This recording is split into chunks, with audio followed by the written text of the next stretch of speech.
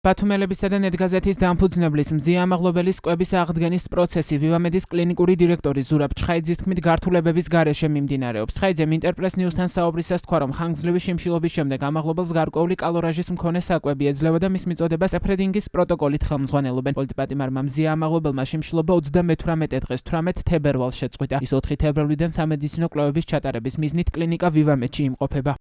პოლიტპატიმარი მზიამაღლობელი 11 იანვრის ღამეს ბათუმში მიმდინარე საპროტესტო აქციაზე ორჯერ ადმინისტრაციულით, შემდეგ კი სისხლის სამართლის წესით დააკავეს. მას ქართული ოცნების შინაგან საქმეთა სამინისტრო პოლიციელზე თავდასხმას ედავება და 4-დან 7 წლამდე პატიმრობა ემუქრება. მზიამაღლობელს წინასწარი პატიმრობა აქვს შეფარდებული. მისი გაუქმების მოთხოვნით ამაღლობელის უფლებადამცველებმა ჯერ ბათუმის საქალაქო სასამართლოს მიმართეს, თუმცა მოსამართლე ლევან ყოლბაიამ მათი შუამდგომლობა არ დააკმაყოფილა. მოსამართლე ლევან ყოლბაიას გადაწყვეტილება ადვოკატებმა ქუთაისის სააპელაციო სასამართლოში გაასაჩურეს, თუმცა 19 თებერვალს მოსამართლე ვერადოლიზემ სარჩელი დაუშვებლა ცნო. საიას შეფასებით ქუთაისის სააპელაციო სასამართლოს გადაწყვეტილება, რომლითაც მზიამაღლობელის პატიმრობის გაუქმების შუამდგომლობა დაუშვებლა ცნეს, რეპრესიული და ყოველგვარ სამართლებრივ სტანდარტსაა აცდენილი.